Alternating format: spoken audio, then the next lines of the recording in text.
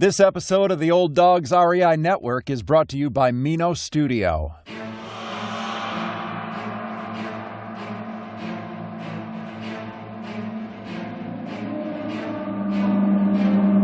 In a world where jobs are how most people make money, one man, one desire, one challenge dares to break the mold. Welcome to the Old Dogs REI Network, where we don't work for money. Money works for us. Coming soon. Viewer discretion advised.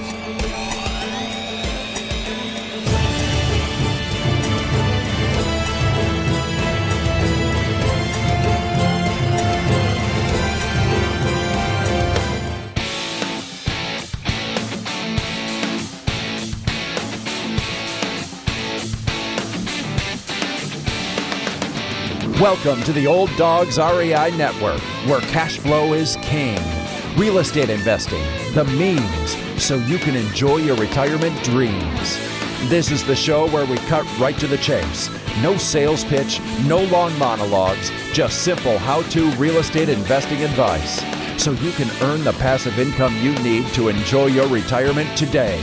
And now, your host and chief old dog, Bill Manacero. Welcome to the Old Dogs REI Network. I'm your host, Bill Manacero, and this is a show where 50-plussers and anyone else who wants to join us get solid, no sales pitch real estate investing advice to help generate real cash flow. This podcast airs twice weekly on Mondays and Fridays, and if you aren't already a subscriber, go to iTunes, type in Old Dog, spelled D-A-W-G, find our podcast, and subscribe.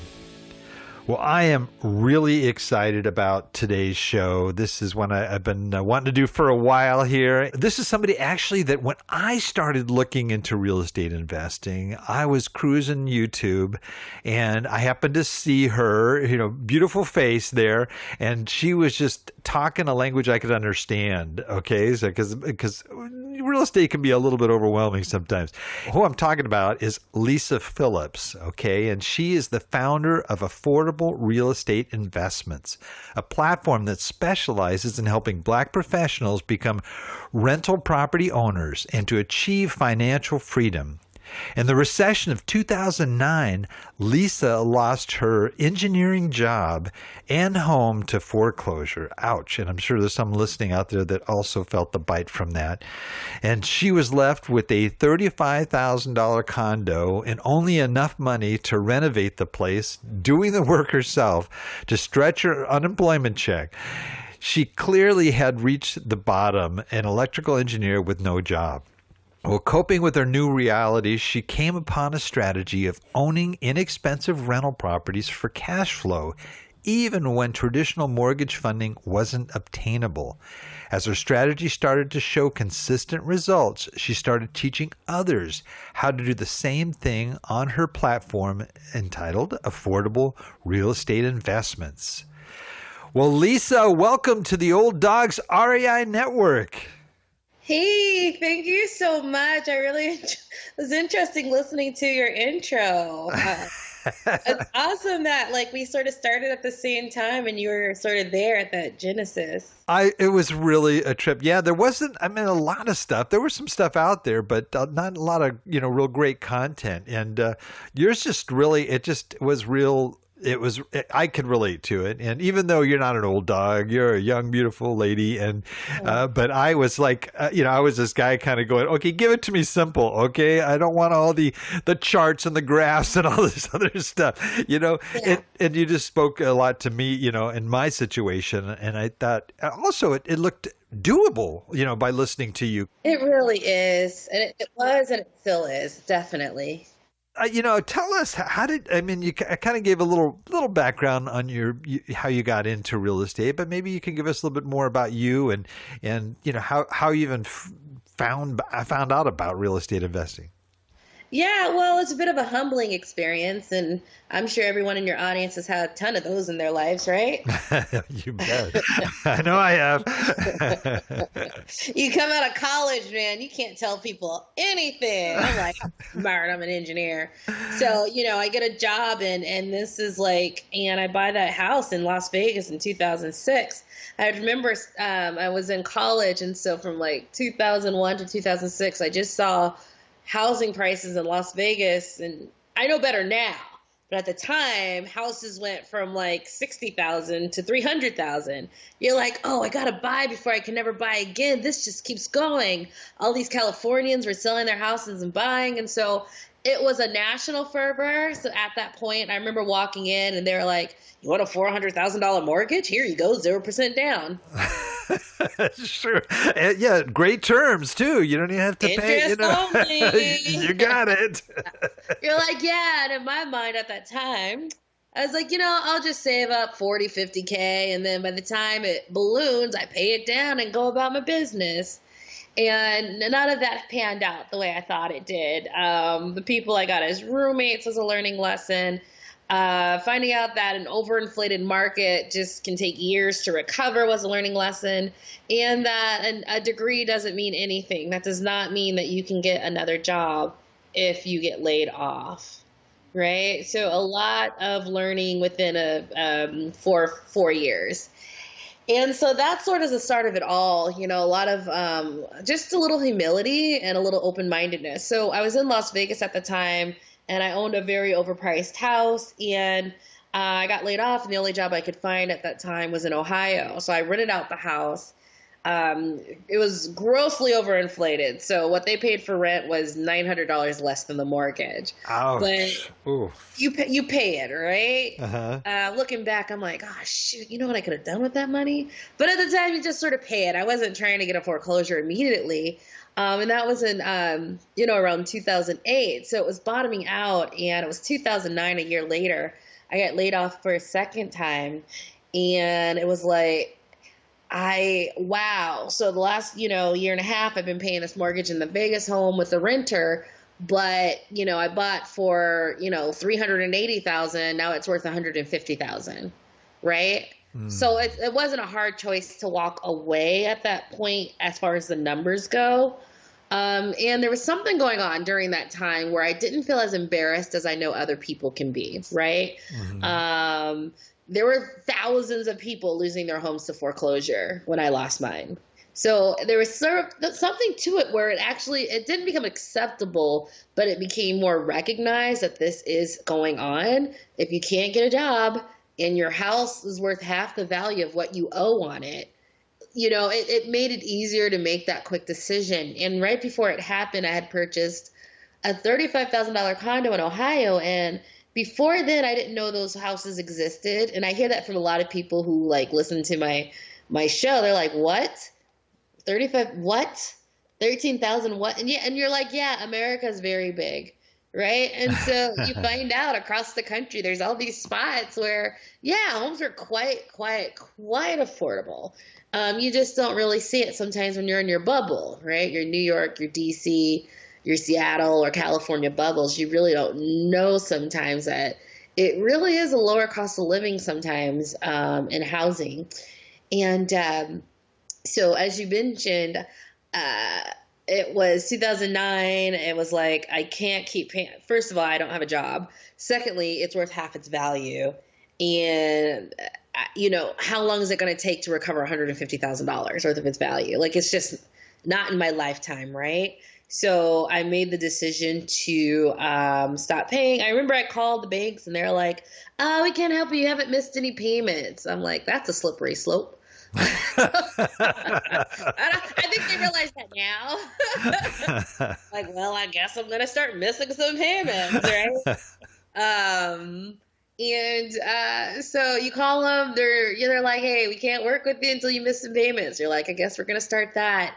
And it took about 17 months. And during that time, I was living in my condo, which for $35,000 is actually in a really, really nice neighborhood. It was really safe and tons of kids. And I remember, and the mortgage was $350 a month, right? God, And, that's great. so your unemployment takes care of it. And it was so comfortable. And I was like, I'm never buying another expensive house again. These houses are amazing. I mean, like, you can find relatively cheap housing. And it was because that darker time that low cost house provided shelter when at a time people were like camping in tents and, because a lot of us in this generation hadn't seen anything like that, right? On that mass scale, like consistently across the country. So it was a little scary because we didn't know if it was going to continue this way or end or what. And it just, $350 a month, that's something you can really afford. And it just gave me a complete sense of security that when you own real estate, you can do something. I got a roommate, and with her portion, it was just a very comfortable living, and I wasn't stressed, even though I didn't have a job, and I was unemployed. And so when I finally did get a job in DC about 6 months after that, and doing the DIY, and shout out to I had a girlfriend at a time. I wasn't going to do anything DIY, but I remember I had a friend and she just looked at me and I was like, I got to get the flooring done. I got to do this and I got to do that. And it's expensive. And she just looked at me and said, why don't you do it yourself? And it was just this one little thing. But sometimes those one little things, you just really didn't realize you could do it yourself. You thought you had to pay someone else to do it, and that it was sort of above someone like you for some reason because you're not around it. But those one little words, and, so that 6 months I did a lot of DIY. I was doing plumbing and flooring. I had time, right? You had nothing but time, right? So you just took your time, and that's where just a lot of different, like, how do I afford this, and what do I use to get this, and how do I do this, how do I afford, and all these things, the system sort of came together on like how to get through this process, either doing it yourself or even hiring people out, that when I left in 6 months, not only did I did it and felt extremely proud of myself, and I was like, wow, that was doable. You can do this. And so I finally got a job again in the DC region, and I rented it out, and I was like, all right, let's do this again. Cause, this was cheap. It was good. It was fun. It made sense. And I now know that you can't just stereotype every single city. You got to learn how to read it. And I was like, let me see how I can do it.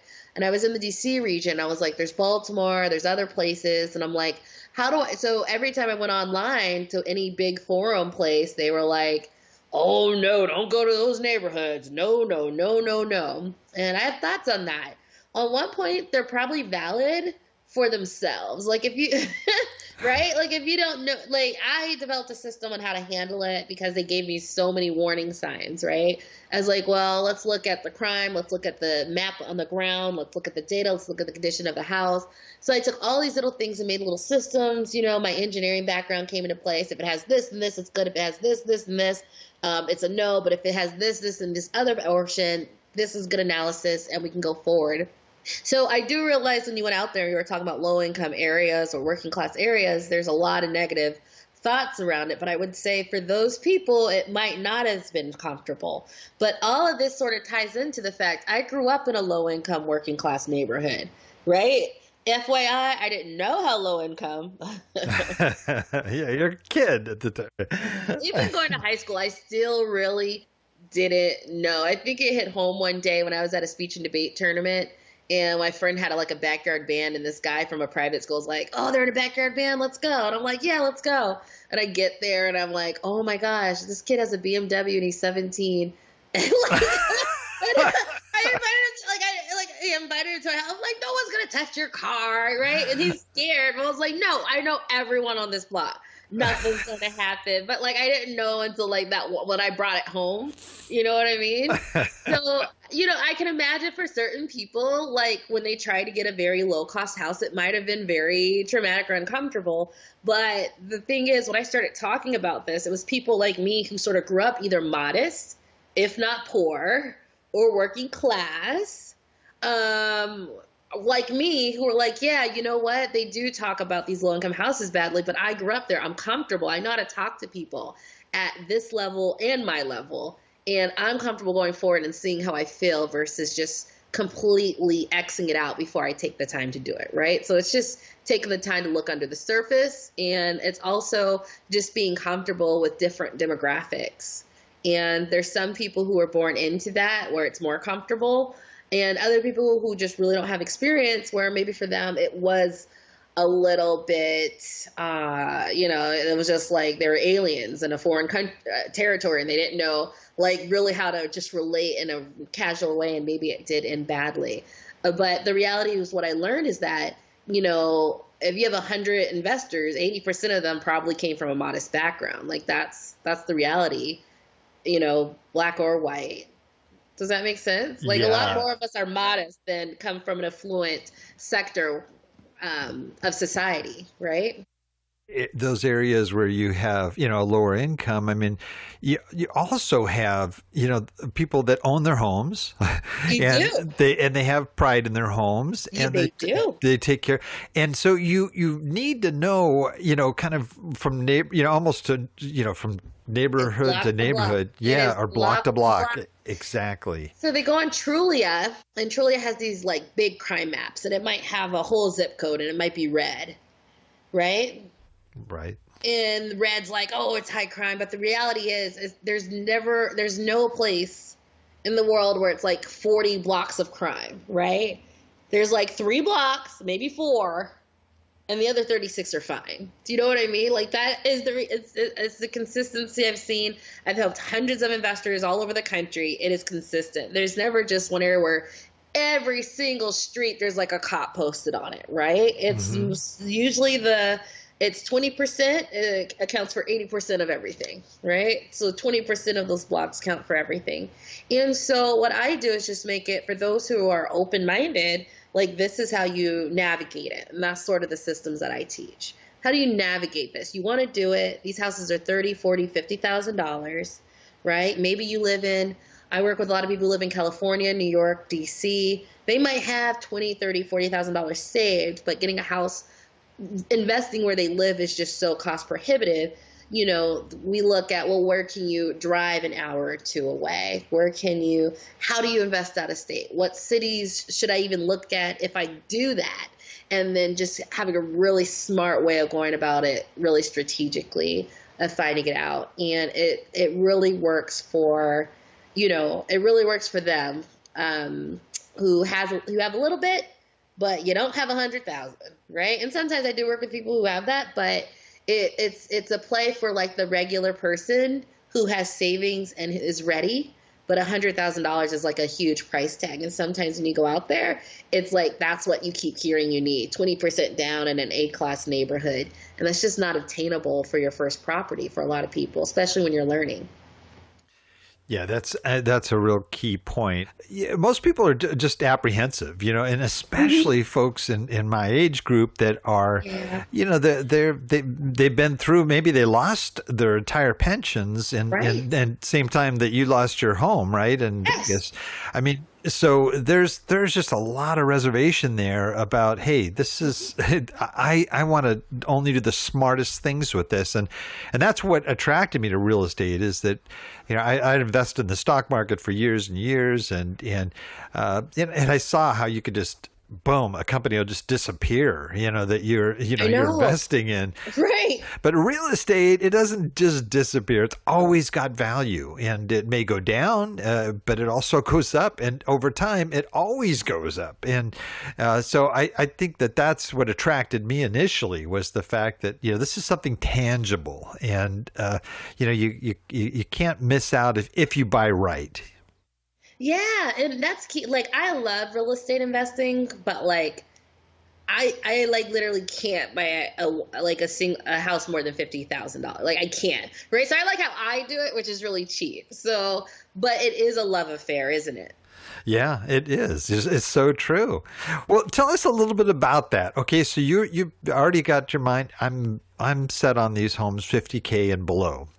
Yeah. And so there's so many different factors. And yes. Do you buy out of state also, or do you mainly buy, close by to where you live? It really just depends on where you are in the country. In Indiana, you can probably buy something within 20, 30 minutes drive, 45, right? Because of the Midwest, the property values, you can find very decent neighborhoods, extremely decent neighborhoods in that price range, right? But if you're in the Northeast, you might have to travel a bit, maybe a couple hours to get out of that metro New York region before you start seeing something that's a little bit more affordable. I was working with someone from Florida and Georgia and Mississippi. They don't have to go as far. And then I work with Californians. I mean, pretty much if you want the low cost, we get, they're flying to the Midwest. So we just try to streamline that process for them.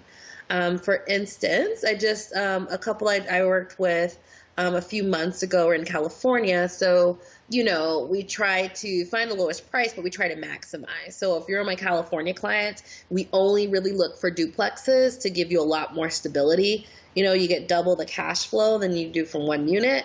You get a little breathing room if someone goes in and out. You know what I mean? So we always have to maximize. If you're driving an hour, you can get a 1 or 2 unit. If you have to get on a plane, we're going to do it. And so, one of the things I walk people through is like, okay, what's your nearest airport? Where are the direct flights? What are the shortest direct flights out there? And then I have a way of analyzing each market and, showing you how to do it as well, where you can go, okay, these are all in play. They're the closest ones here. They all have properties in this price range, but if you have 4 choices, what do you do? And we really get in the nitty gritty of, well, what kind of investing strategy do you want? Are you, and honestly, it does sometimes come down to demographic. Are you young and you got time and you want to do a big renovation and get a deal, right? You want a $10,000 house, but you got time for a $20,000 renovation, right? And so then, you can take advantage of certain markets, other people who don't have that time, nor do they want have the tolerance for a large renovation. Don't want, right? And so we have to look for that. And so I'm a little different. I love what I'm doing. I love the business, and I'm really big into us finding something that fits what you want and who you are, not like a prescribed recipe, right? So it's like, if you don't want a big renovation, we search until we find the most appropriate that doesn't include that for the price.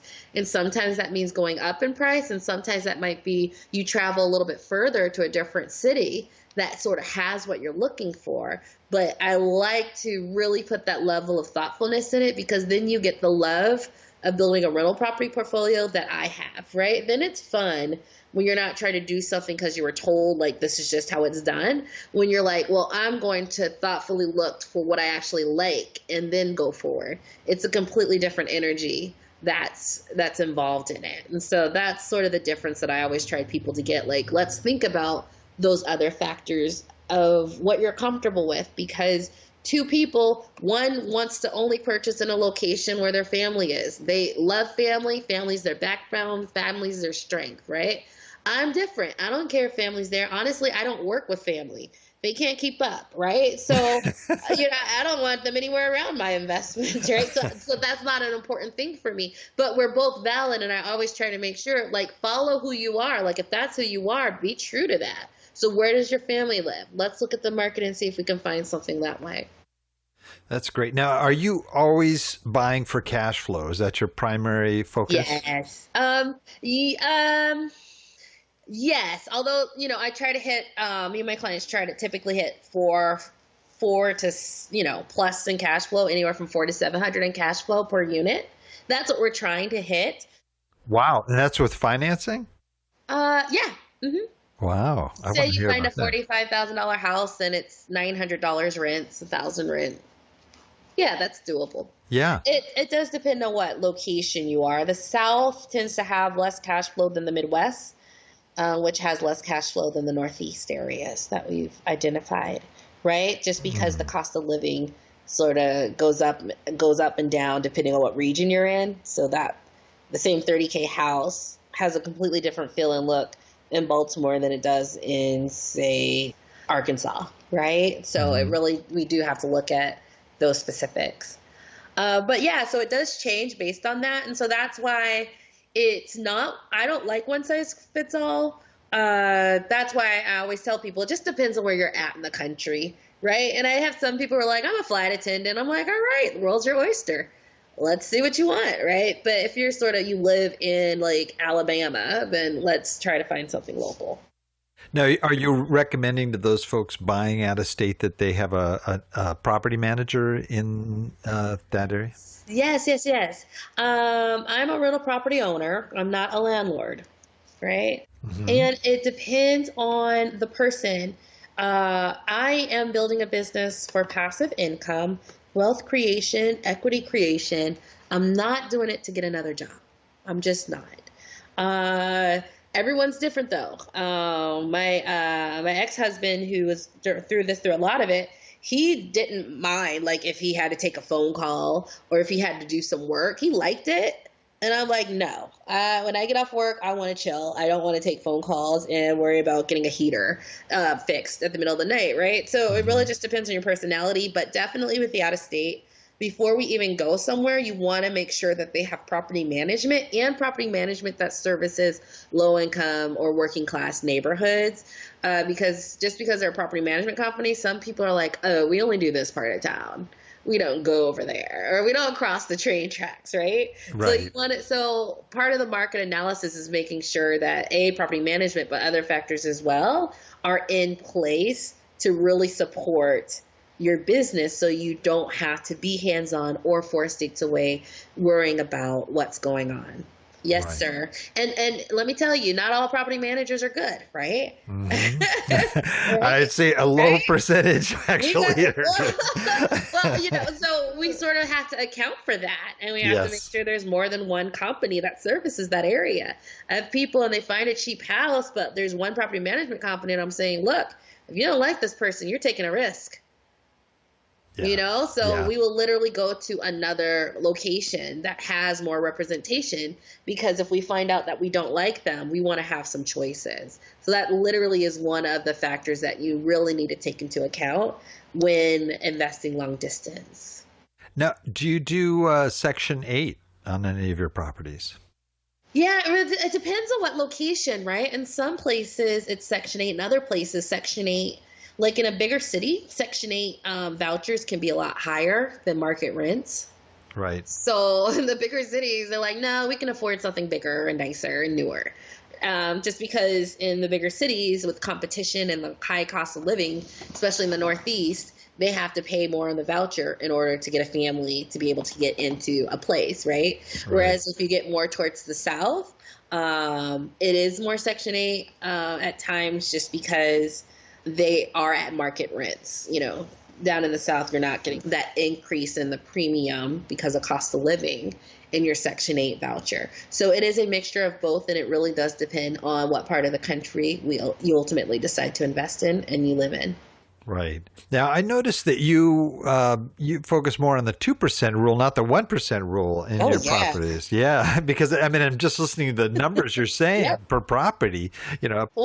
For what did you say, 400 to 700 range? Yeah. Typically, my clients get anywhere from 2%, definitely, to 3%, pretty consistently with this. So it's not just buying a cheap house, right? Like I love that.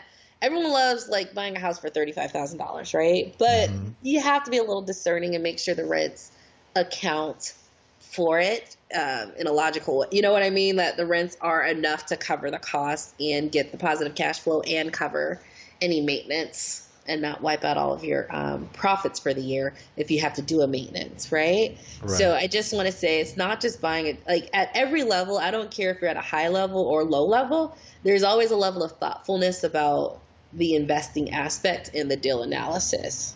Yeah. But yeah, we definitely hit those pretty consistently. Yeah, I would imagine. Yeah, like you said, you just buy a cheap house. Well, you may be fixing plumbing, replacing water heaters and heaters, and all these other things that are totally eat into your your cash flow. So you've got to buy right, or at least rehab or allow for rehab when you buy, I would imagine. You got to be discerning. And sometimes when I work with a lot of people who are new, they don't really have that feel yet because they haven't been through it on how much work a house needs.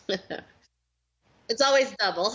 Yeah. It's always double. I don't know why. It's the law of the universe. It's going to be double what you haven't done this before. Oh, it's going to be double what you think it is. You think it's 5, maybe triple. I don't know. It just is what it is. You haven't been through it.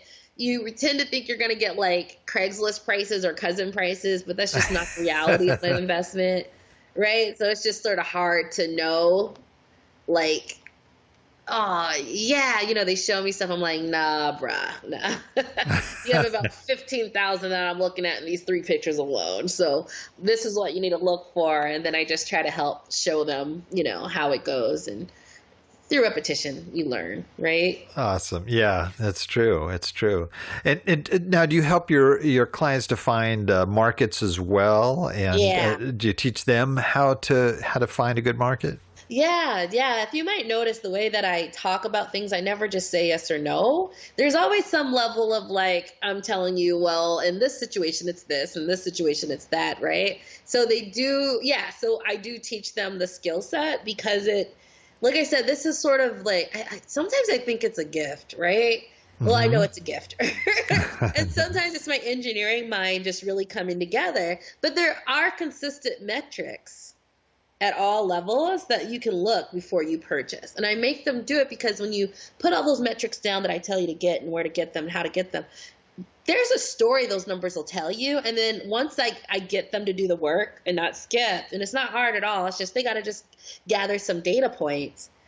They'll look down and go, oh, this makes way more sense, much more sense than I thought, So yeah, it's definitely pulling together a few resources, and it will tell you the story, and you don't have to guess as hard. And do you recommend that people buy in one particular market as opposed to multiple markets, or? Good question. Yeah. All my answers are depends. Okay. Right. On one hand, it would be nice to just go to one place and keep going to that one place. But the reality sometimes in this price range and the good deals, it might be 1 or 2 in this city, and then you find 1 or 2 good deals in another city. Right. So that's ideal, but that's not always how it works out. But it's okay. If you can do one city, you can do another, right? You don't have to worry about it. Right. Mm-hmm. Yeah. So it's just like, it's the same process you went to find people, look at the houses, find out the information on it. It's the same process in another city. So, for the most part, people are okay if that's how they have to do. And yeah, I used to think it was a big deal, but it really isn't. Yeah. It's not. Yeah, it's true. I mean, it's true. It's just a matter of having some good, solid people in the market that you're in, obviously, that can back you up. Yep. What about, you have the person now, there are folks in retirement, they went from W-2 wage to basically, they're on Social Security, or they've got, pension, but they're basically sort of a 1099, type of filer for their taxes. And then you've also got people maybe that just, they just don't really have a lot of money at their disposal. How do these people get in and actually get a mortgage? And how do you guide them in trying to find a decent mortgage? Because you get too high a rate, it's gonna cut into your cash flow, right? Yes, you are correct. So 2 aspects to it. One's going to be a little bit different than most what people say.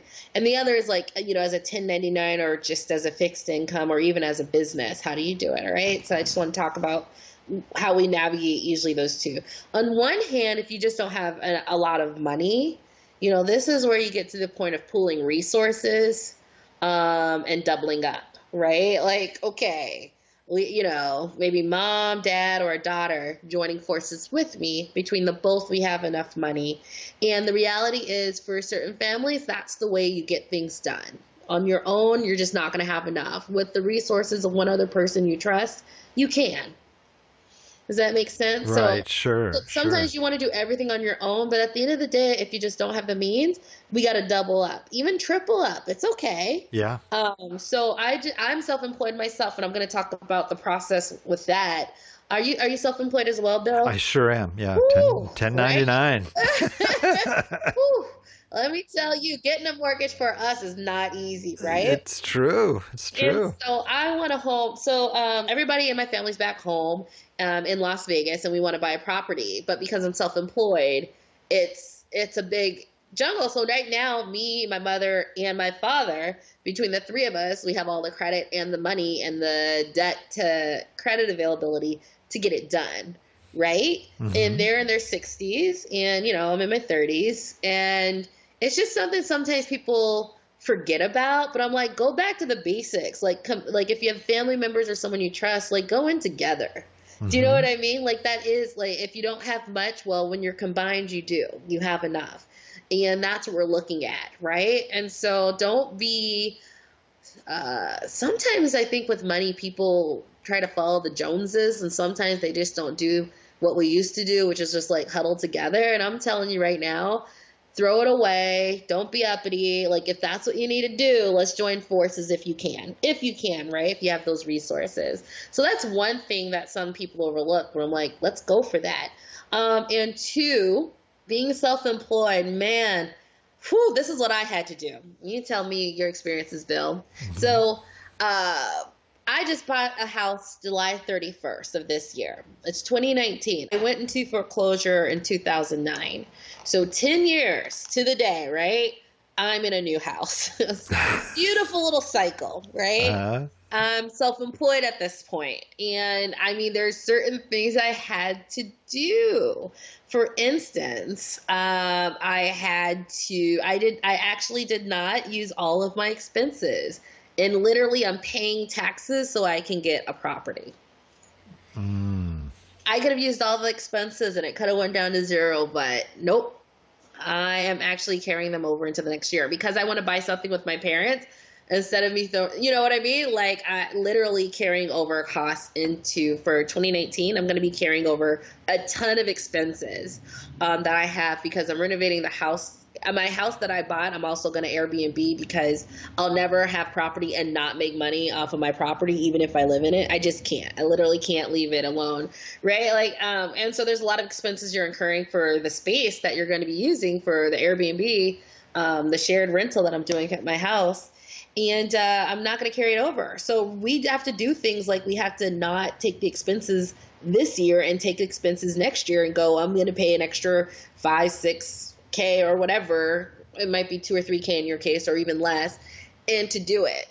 So that's like the strategies we have to employ. We have to delay those expenses. Number two, and that's why I mentioned I'm doubling up with my parents on getting a house. Between my mom and dad and all of us, we have what it takes to get a mortgage. But sometimes if I wanted to wait 5 years and do it on my own, possibly I could. But if to do it now, like it's definitely with my 1099 and me just getting this house, it is something that you have to double up on. I would say the process is also, I was very cautious about, because if you're self-employed, you don't have that consistent paycheck. I was very good before I did the mortgage, 4 months before, of really paying down debt, right? So if your adjusted gross income is low because of all your expenses, well, it's okay if you make 30, maybe you bring in 80, but your adjusted gross income says you make 30. That's okay. People who earn $30,000 a year can buy a home. It's just you can't do that and have a lot of credit, right? Or debt, right? So the two things that I worked on, knowing that I wanted to buy, was getting my debt down. So even if the adjusted gross income was low, you know what I mean? I didn't have $500 car note, $300 this, $200 that, personal loan, you know what I mean? And so between those two things, you can get through that 1099 or lower wage gap. But just remember, people who make $30,000 a year can't afford properties. Now they can afford $60,000, $70,000 properties, but if that's a rental property that can make you money every year. It's too, if you're strategic. And that's sort of the key word there is rental property too, because you're not going to get the same rates you would in a property that you're going to live in, unless you're sort of house hacking, or and you're renting out rooms or renting out the other half of the property. But it makes it a little bit more difficult. And FHA, great loans, you 3% and so forth. But you've got again, you've got to occupy it at least for a year. So not everybody can do that. There is one loan that I found through research. In doing this day in, day out, is Fannie Mae does a Fannie Mae home style loans. They are loans that investors can do that include the cost and the renovation. And you have to find, because I called up and asked them about it, you have to find someone who has done a HARP loan. You remember the home affordable? Yeah, right. Right? So anyone who did a HARP loan is qualified to do a home style loan, right? So that is another choice. Is there a minimum amount on it? Not that I saw. Okay. I'll have to check out and look. Not that I saw, but I know sometimes people like the under $50,000, but I'm like, if you find a duplex for 80, go for it. It's 2 units, right? Like, it's okay, man. Like, it's let's look at that per unit cost. Like, that's still a good deal, So yeah, that is an option as well. But as self-employed people, we pay to play, don't we? Yeah. I mean, I do get to play. I am self-employed. I do have freedom. But man, we pay for it in other ways. Yeah.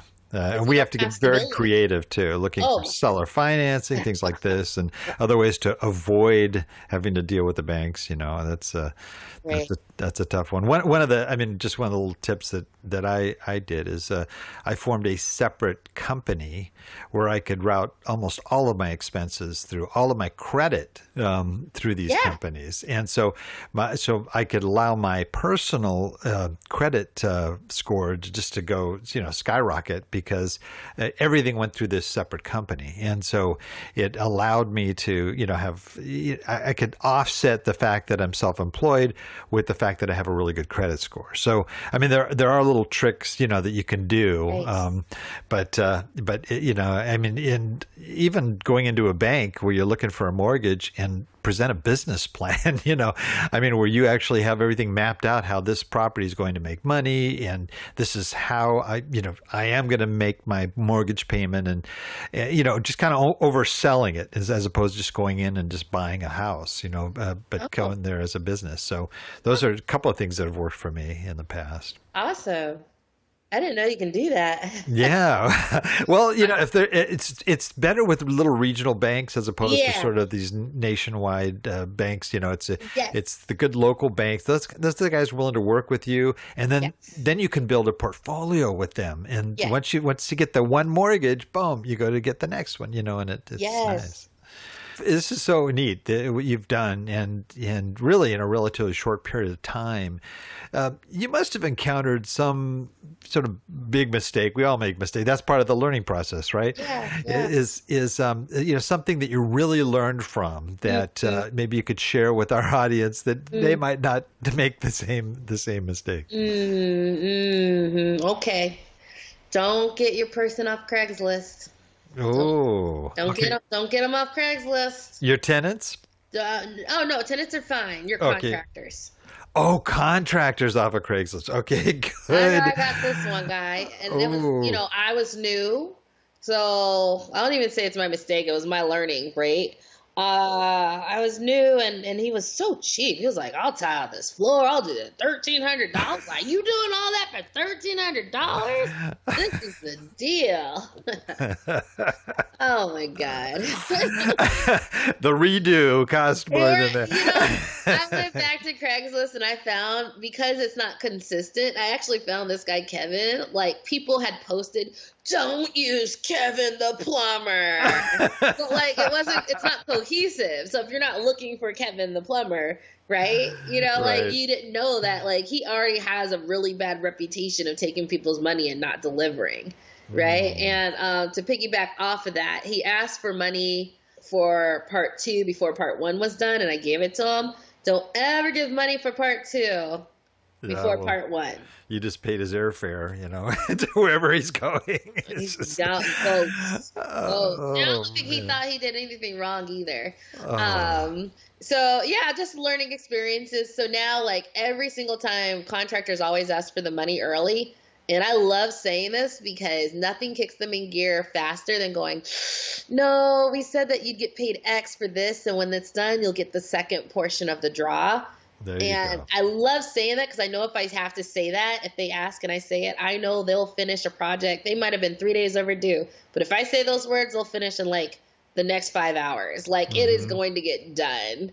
So there's 2 things to that. A, it's like managing your risk, but 2, it's also putting your boundaries in place, and it makes them live up to their promise because you're being firm in your boundaries, right? So you're not like being wishy-washy. So that's like a big, big learning lesson that has really, to this moment, to my contractors that I got for my own private house day, was really extremely helped. Good stuff. Good stuff. Well, what sort of on the other side? What have you done right that's a success that you are just continuing to do because it had worked out so well? It's there's two parts to it. One is I listen to the voice inside and not the voices outside. Mm-hmm. Right. So everyone was saying, "Oh my!" Even people who like were my friends are like, "Lisa, don't do this." My then husband, I don't know. My mom, oh my God. But inside I was like, no, I know like there's nice neighborhoods. I know that like there are just perfectly fine people just living their life just like me. And I lived my life when I was growing up, and that these neighborhoods were there. I just knew that, like, I know I only have 3 properties, but I got to start telling people about this because all that information, it's just not for people like us. Like, I don't relate and I can't implement it because I don't have those funds, or I don't have rich friends. You know what I mean? Like, and so just personally, I would say for everyone out there, like, listen to the voice inside that strongly tells you, this is right. This is the right thing for you to do. Even when everyone tells you it's not. Yes, I said it. Even if everyone tells you this is a bad idea. But inside you just know, like, no, this is how we're going to do it. Like, it's okay to do it. Because if you're getting that much insistence that this is the way to do it, there's a reason for that, okay? And so that's what happened with me. And it turned out to be a great thing that I didn't listen because there's a lot of folks who wanted to invest. And this was the way they could do it that was comfortable for them, right? Yeah. And as far as doing things right, I would just say, like, everything that I'm able to teach people is a combination of everything I've learned. So I guess what I'd say I'm doing right is like honoring the systematic nature that I have from being an engineer, my working class background, from being able to be comfortable in for a lot of neighborhoods. Do you know what I mean? Like just honoring all of those as a gift that helped me create this, that is now profitable for a lot of people, and it's workable for a lot of people. And it's, for some people, the best way for them to get started in real estate investing, and just honoring where you came from and not being ashamed, or don't be ashamed of any of it, because it shapes us all. And you don't know what your background one day might do to, like, for you to be able to help others the way that I'm helping others, right? So I think that's awesome. It's so cool. Wow. Yeah, that was one of the things with me. I started investing. We were living in Haiti, in Port-au-Prince, Haiti, and so when I went and started looking at real estate, every neighborhood looked great, because where we lived it was pretty poor, Right. and so this is amazing. Yeah, so I go into some place, they're shooting at each other, and I go, I feel home, Right. But honor where you came from, right? Yeah, that's true. It's true. That's a good point. But man, well, the folks that we're talking to here, a lot of them, and even though our audience is pretty broad, we still have a lot of folks that are focused on 50 years of age and older, and some are approaching retirement, some are already in retirement, and they're looking at real estate investing as that means to sort of bridge the gap in what they're trying to do in their retirement, what they hope to do in their retirement. And what kind of advice would you have for those folks? That are obviously, we've talked about them already here, that are really, they're really protective of their nest egg and their funds. Yeah. And what would you recommend to them? I'll just tell a story about the people that I know that have been in that place. So, I've seen people who are 59, 58, 57, and maybe they have 80,000, 90,000, 120,000 in their 401k. Sometimes I meet people with like 400,000. I was like, wow, that's awesome. But, the people with modest amounts, and you're supposed to live off that, but what kind of interest and what kind of living are you going to get with it? And if you wanted to look into this strategy, the beautiful part of it is if you see, say, a $50,000 house and you get a mortgage on that is 20%, which is $10,000, right?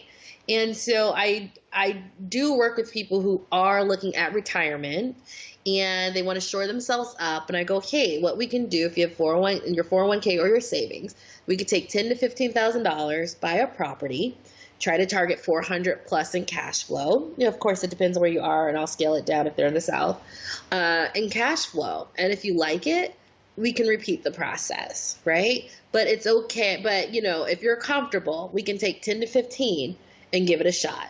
You know what I mean? So it's okay to try.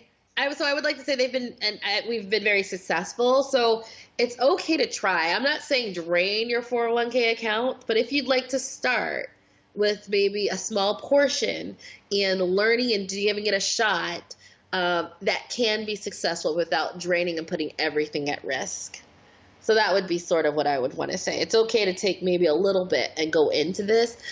Not necessarily taking 50,000 and it's your first time, because then you're getting into risk because you haven't learned all the ins and outs. But 10 or 15 is something some people are more comfortable and going, well, let me learn on this first take without Very draining wise. everything. Mm-hmm. Wise advice. Yeah, I think that's a smart way to do it. And Yeah. and like you said, buying the right way too. Yeah. I mean, you can.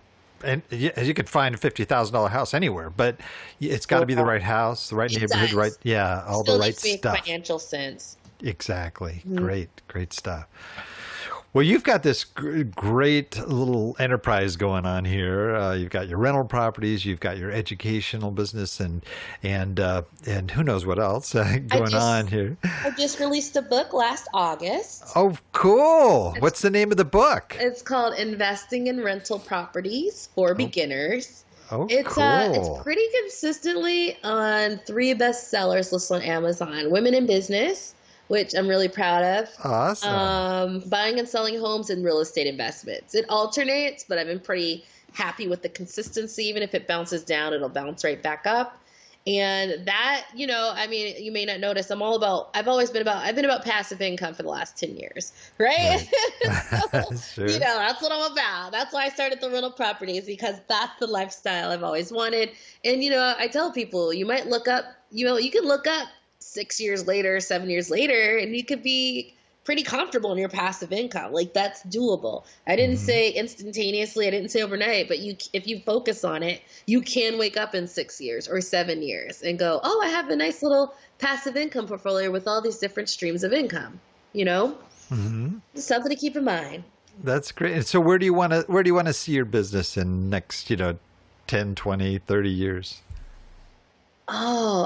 So there's multiple businesses, just acquiring investments here and there that make sense, rental properties, also trying to impact and reach as many people as possible, because honestly, right now, the stage I'm at is that I know this can be very helpful for a lot of people, even though it's not for everyone. So right now, I just want to make a big impact, let people know about.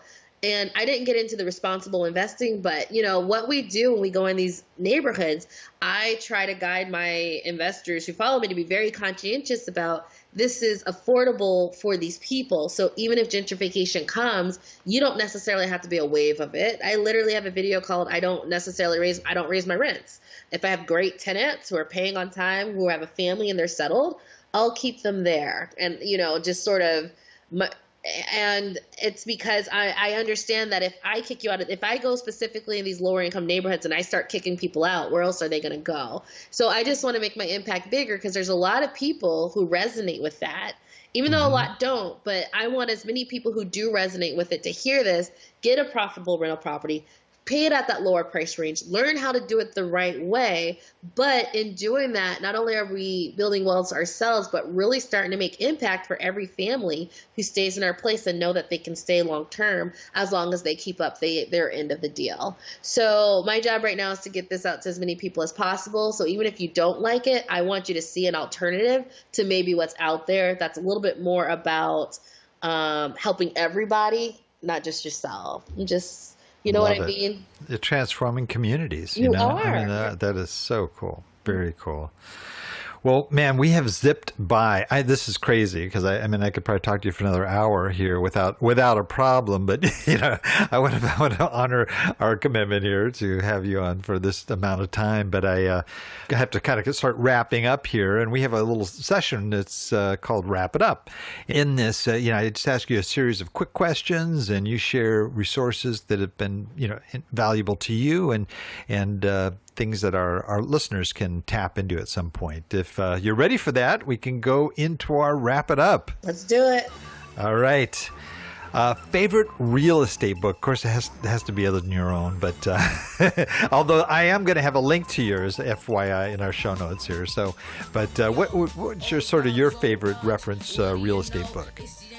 Gosh, Rich Dad Poor Dad. If you haven't read it yet, get on it. It really opens your eyes. And I want to add a second. Also in the Rich Dad Poor Dad book, it's Rich Dad's Guide to Tax-Free Wealth. Also a wonderful, saved me thousands of dollars. Great recommendations. How about just favorite general business book? The Story Seller. It's a book about how when you are speaking to a client in sales or whatever, wrap everything you have in a story. So they tell, there's truth and storyteller, and they both go through town. No one wants to talk to truth, and everyone gives storyteller a high five. And you learn because even if she says a truth or a lie, she wraps it in a story that makes it easier for people to go into. And I just think it's a skill set that's so good for anyone using stories to get any point, either in sales or just for any purpose. Oh, that's great. Great recommendation. What about most valuable website for success, other than your own, of course? Real estate investing success? Yeah. A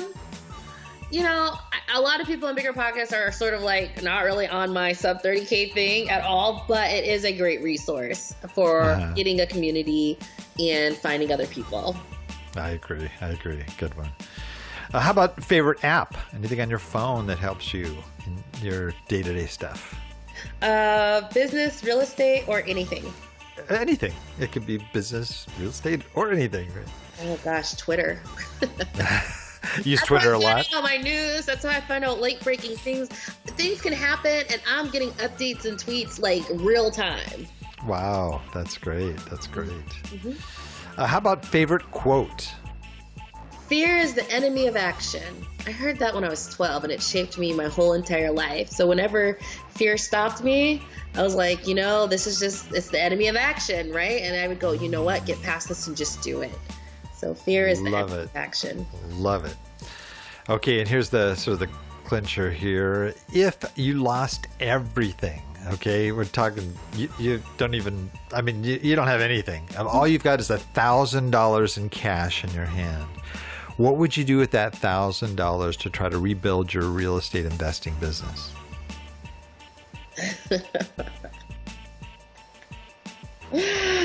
I would find a really good mentor who started with nothing and ask them, what do I do to become something? I'd pay him the $1,000 and be like, tell me how you did it. Tell me what I can do, because I don't have anything outside this 1,000, but I know you can help me get there. And that would be the best idea. Yeah, just someone that I know and trust, or I've been following. That's really good. Really good.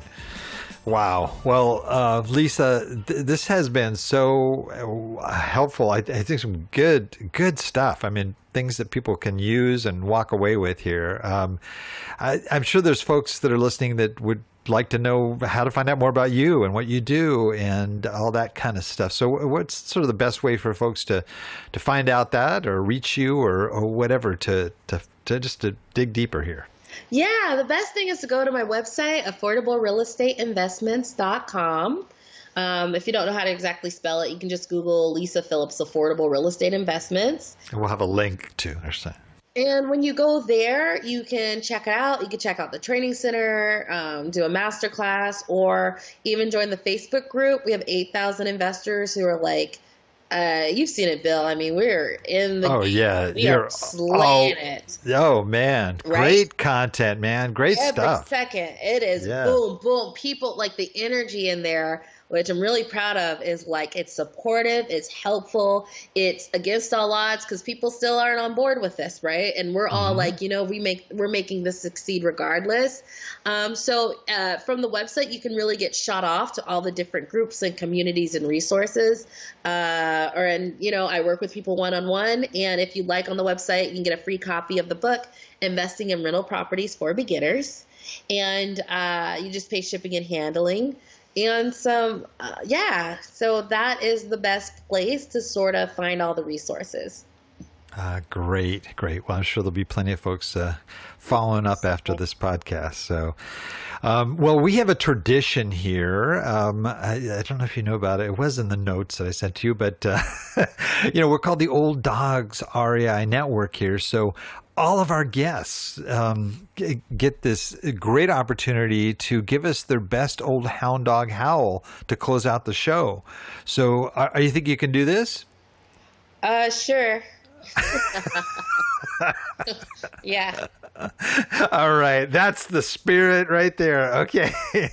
All right. Well, let's go ahead and give us your best old hound dog howl. Bow wow wow yippee yo yippee yay, bow wow yippee yo yippee yay. Huh. Whoa, that was awesome. I didn't expect that. That was like a rap howl, or That's all I got. That's all I got, Bill. I love it. That was great. Well, Lisa, thank you so much for coming on. This has been a great show. Thank you. And to everyone out there, we can all do this. We can all do it. Do not worry. We got this. And there's people in place to help us out. I love it. And that's the truth. It's the truth, man. Just you just stick with it, and you can do this. Hey, if I can do it, man, anybody can do it. And I'm not an engineer, okay? Right. Hard for all of us. Well, thank you, Lisa. And I also want to thank all our Old Dog listeners out there for joining us. I know there's a lot of other things you could be doing right now, but the fact that you've taken the time to join us, it means a lot, and we really appreciate it. Please note, listeners, everything presented here today by Lisa can be accessed in our detailed show notes on the Old Dogs website at olddogsreinetwork.com/blog.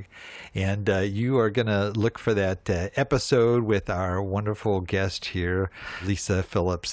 This is the show for today. Remember, cash flow is king and real estate investing the means. Until next time, keep moving forward. And may God bless. Thank you very much for visiting the Old Dogs REI Network. We would greatly appreciate if you would stop by iTunes and let us know what you think of the show. We would love if you could subscribe to the podcast, give us a 5-star rating, and write a review. The more ratings and reviews we receive, the more visible the podcast will be to others. Thank you.